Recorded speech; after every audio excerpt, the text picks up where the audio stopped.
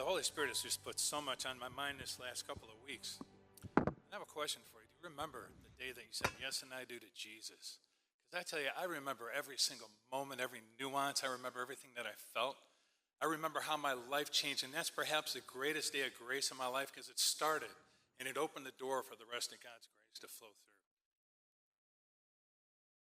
through. Yeah, I've literally just spent the last couple of weeks hearing from people in this regard, and we were out with some homeless people last weekend doing a little thing. You know, I got to talking, and they actually brought up, when did you get saved, or when did you come to the Lord? And they started talking about it. And one guy remembered it was 1994, and the other guy, his eyes, it shone like somebody turned on a spotlight in his eyes. And he said, you know, I was 12 when I got saved.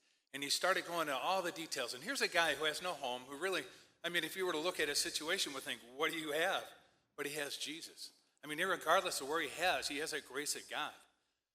Another man I knew, he lost everything that he had, and lost his family, lost his businesses, had nothing to do with his daughter or anything. And then I heard he was in Maryland living in a campground in a tent going to college. And then I saw him at his daughter's wedding, which is kind of a tearful but joyous event. And here's a man who had nothing to do with his daughter for years. All of a sudden he's there. And it was incredible, but I wasn't saved, so I didn't quite get it. Then I heard he died. I started to really find out what his life was and who he was and what the grace of God meant to that man. While he was homeless, he spent his time down there, and I'm sure he had moments where he's like, God, why, what, help me, get me out of this. What happened that this happened to me? But if that happened in his mind, it left because he ministered to everybody there and he started to bring them to Christ, right? How amazing is that, to be homeless, to have nothing and to bring people to Christ? That's grace. Now, God blessed him. He got a job that was an awesome job, worked for a great company. And back in those woods, there were still people who hadn't come to the Lord.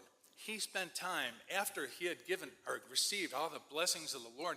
He would go back to those woods until he got each and every one of them and brought them to the Lord. So we have our bad times. Do you turn to God? Where's your woods? I have a woods in my life, and I keep going to it and trying to get people out and being an example. And then when you're on the good side, do you forget the woods you came from? Are you still going back to that woods? That's my heart, and I know it's your heart, but maybe there's somebody out there struggling today, and you feel like the world's coming to an end, but maybe you're there, and God's going to use you in such a tremendous way. You may know that you did it, or you may never know, but isn't it worth taking a chance? And if you're doing great in life, isn't it worth going back to the same woods and bringing people back? Because in my life, there's nothing beyond that. I mean, it's Jesus.